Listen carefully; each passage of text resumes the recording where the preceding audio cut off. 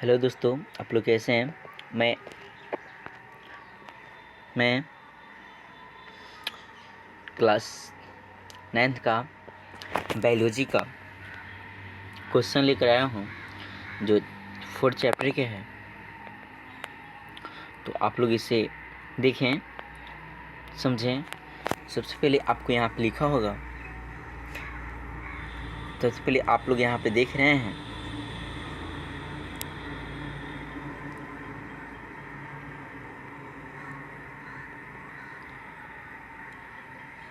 यहाँ पे लिखा हुआ है अर्पण कोचिंग सेंटर। यह मेरी ब्रांच का नाम है, जो मेरा ब्रांच हुसैनी में चलता है।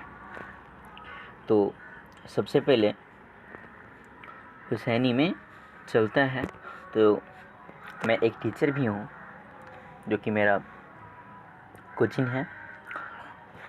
तो देखिए, सबसे पहले क्वेश्चन जो कि है अच्छा क्वेश्चन है। सोचा हूँ कि मैं यूट्यूब के माध्यम से आप लोगों के पास पहुँचा दूँ, और आप लोग हमारे वीडियो को लाइक एवं सब्सक्राइब ज़रूर करें तथा अपने दोस्तों के पास शेयर ज़रूर करें। ठीक है, तो चलिए हम आपको क्वेश्चन देखते हैं कि क्वेश्चन क्या है। ठीक है, देखिए यहाँ पे क्वेश्चन जो कि लिखा हुआ है, क्वेश्चन को देखेंगे। किसी फसल की दो भिन्न वांछित गुणों वाली पृथक प्रजाति के मध्य पादप प्रजनन कराने की क्रिया को क्या कहते हैं। मध्य यानी कहने का मतलब इसके बीच के पादप कराने वाली क्रिया को हम लोग क्या बोलते हैं। तो इसके पादप कराने वाली क्रिया को क्या बोलते हैं, पादप प्रजनन कहते हैं। ठीक है, उसके बाद से फिर यहाँ पे क्वेश्चन है, पौधे को पोषकों की आपूर्ति मुख्यतः किसके द्वारा होती है। तो ये जो कि है मृदा के द्वारा इसकी आपूर्ति होती है। वे पोषक जो पौधे के द्वारा बहुत कम मात्रा में जरूरी होते हैं वे कहे जाते हैं। यानी कहे का मतलब कि पोषक वे पौधे होते हैं जो क्या होता है कि बहुत कम मात्रा में जरूरी होते हैं, उन्हें क्या कहे जाते हैं। तो उन्हें क्या कहे जाते हैं, तो इसमें जो कि हो जाएगा सूक्ष्म पोषक कहे जाते हैं। ठीक है, उसके बाद से है क्वेश्चन, मृदा के पोषकों के पुनः पूरण के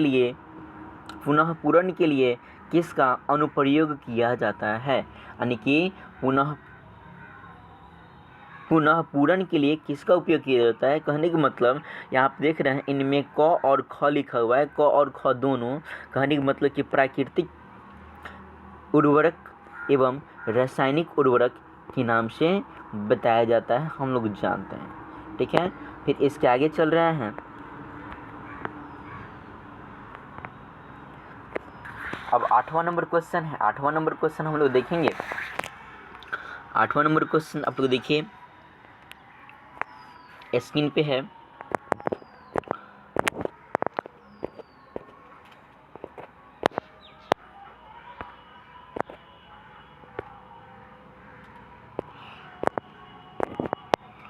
आठवां नंबर क्वेश्चन जो कि है, उर्वरकों का ज़्यादा उपयोग किस तरह की समस्या को पैदा करती है। उर्वरकों की ज़्यादा उपयोग किस तरह की समस्या को पैदा करती है। तो उर्वरक जो कि है वायु प्रदूषण की समस्या पैदा करती है। उसके बाद से है 9 नंबर क्वेश्चन है, देखेंगे। कृमि का उपयोग कर कंपोस्ट तैयार करने की विधि को कहते हैं। यानी कि कृमि के द्वारा हम लोग क्या करते हैं, कंपोस्ट तैयार करते हैं।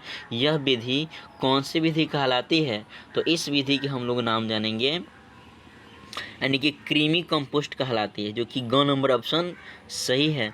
2 या अधिक फसलों को एक साथ उगाने की क्रिया क्या कहलाती है।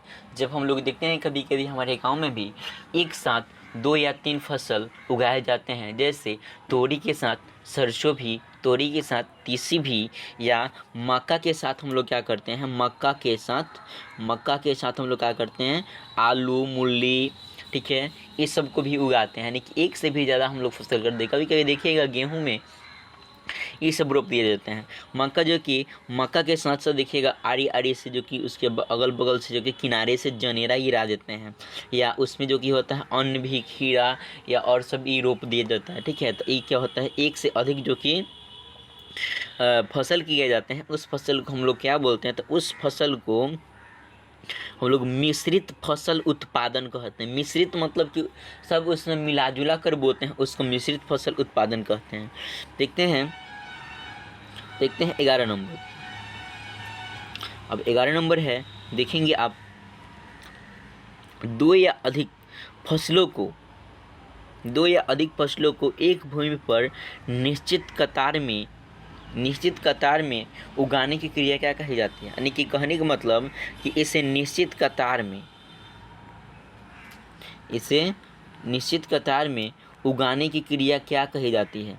निश्चित कतार कहने का मतलब क्या हो कि एक निश्चित यानी कि एक सीमा होगी, हाँ इसको यहीं पे बोना है, वहीं पे उसको लगाया जाएगा, तो उस लगाने की क्रिया को हम लोग क्या बोलते हैं।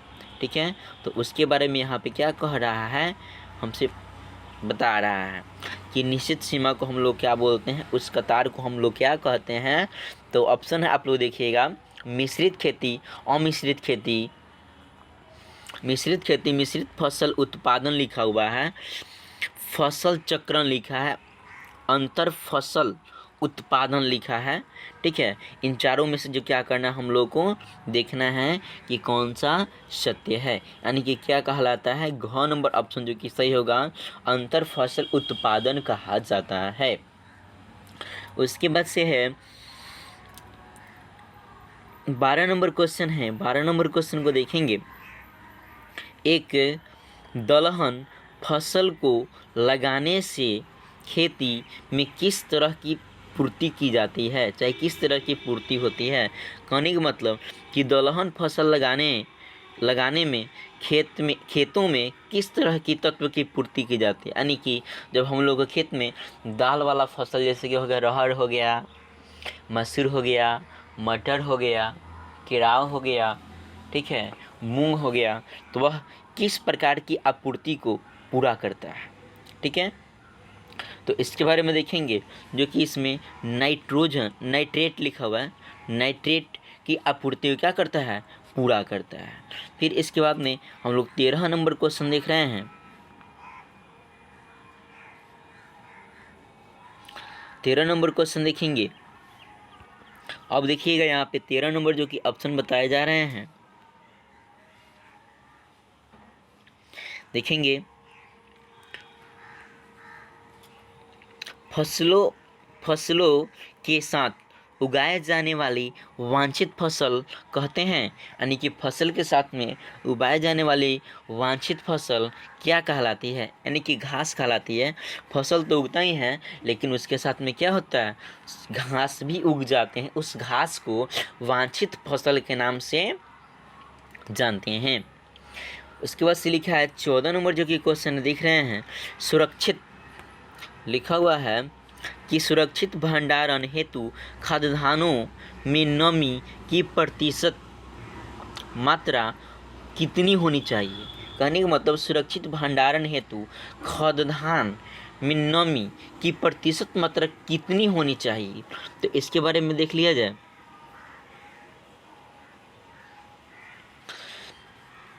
इसको हम लोग देख लेते हैं, यानी कि 14% होना चाहिए, यानी 14% होनी चाहिए। और रहा बात की 13 नंबर में, तो 13 नंबर में घास या खरपतवार, दोनों बात एक ही है, घास भी कह सकते हैं, खरपतवार भी कह सकते हैं। खरपतवार कहने का मतलब कि बहुत से चीज़ भी हो सकते हैं।